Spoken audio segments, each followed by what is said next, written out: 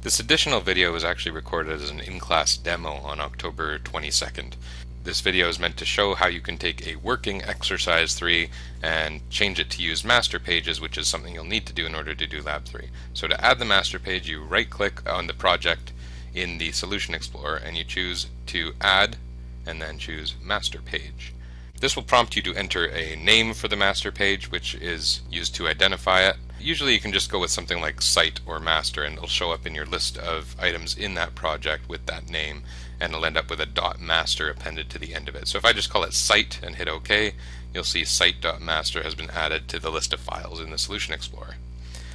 This is the master page with the default master page code.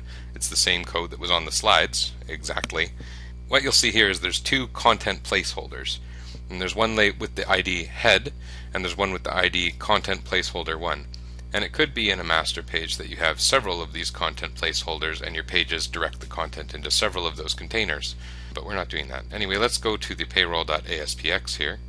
Okay, and looking at this page was already complete, but we do want it to work with the MasterPageFile. We now need to add a MasterPageFile property to the page directive at the top. And so that looks like what's on the slide, and so I'll type in here MasterPageFile and put in the actual name.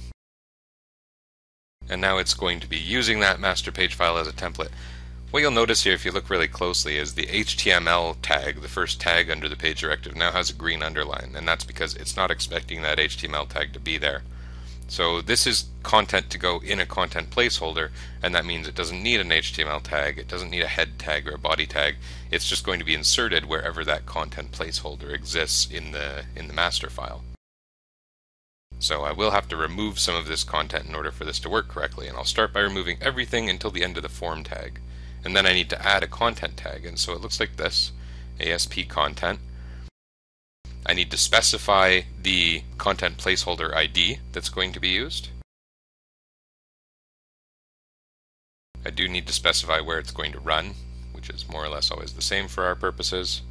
And then I'll close the tag.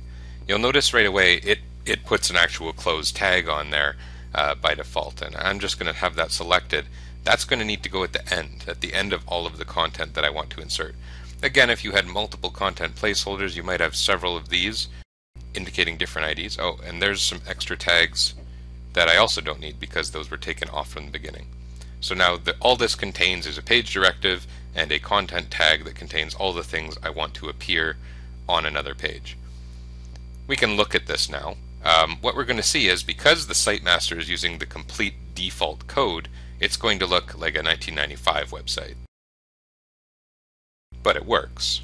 If we explore this a little bit, you're going to see it's got total default formatting, but all the functionality is there because the actual page I designed is there and working. So this is already using a master page, and there are changes we can do to make it a little nicer. For the purpose of this exercise, using a default layout is actually okay. I'm not going to be grading on design. Alright, so I'll stop this from running. Currently, every content page actually includes the entire table structure that I've used to format this file the same way. What I want to do to maybe make it look a little better is add in the reference to the style sheet, and that'll already make a huge difference. Now, I don't want it in the content placeholder, but just above I put in link and rel and all the stuff I would normally put in to call a style sheet. And if you need an example of that, it's actually in the exercise 3 skeleton. I'm calling the style sheet, I'm putting in the type, and closing that tag. That's all I need to do there. And if we preview it now, we're going to see it's still got the very basic layout, but the style already looks better. Well, arguably better. I think it's okay. Now the problem with this is that the master page actually doesn't have any kind of design, and so every page I create that uses that master page would actually need to include that entire table structure to format it correctly. So what I can start doing is putting in that table structure to format my page a certain way and putting that in the site master. So I'm going to take some things out of the payroll. I'm going to take everything short of the table where the form controls actually appear. So I'm going to take this external table tag right until that internal table tag, and that's where you can see the title exists, Incorporeally Incorporated. So I'm going to take those out and I'm going to put them in the master just outside of the div and outside of the content placeholder. And then at the bottom there's going to be tags related to that. So after the interior table full of controls closes right here, I'm going to take everything below that and until the table closes, and I'm going to put those in the site master after the div. And so there's the content placeholder. And now I'm just going to format things. I'm going to use the automatic format to make it look a little prettier. If I run this, it should look identical. There should really be no changes to how it appears, but more of that design content is in the master page.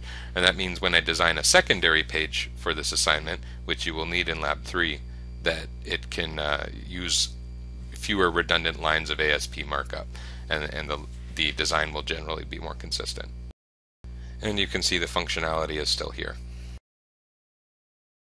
So again, the process for creating a site that uses a master page out of a single working ASP page is to create the master page file, include the master page property in the page directive at the top of the ASP file, change it so that it uses a content tag, call the appropriate ID from the master page file, and then move the content from the payroll page that you want to appear on every page into the master page file. That should help you at least get a good start on Lab 3.